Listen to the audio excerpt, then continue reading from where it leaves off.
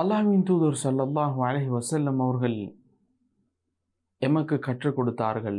நீங்கள் ஏதாவது ஒரு சபையில் கூடி அமர்ந்து பல விவகாரங்களை பற்றி அங்கே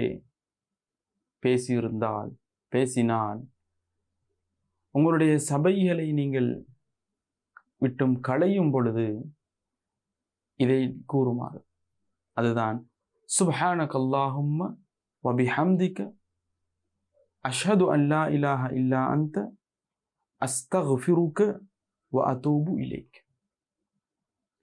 இந்த வார்த்தையை கூறுவதனால் அந்த சபையில் ஏற்பட்ட பேசப்பட்ட செய்திகளில் குறைபாடுகளை தவறுகளை விட்டும் அது பாவ பரிகாரமாக மாறிவிடுகிறது.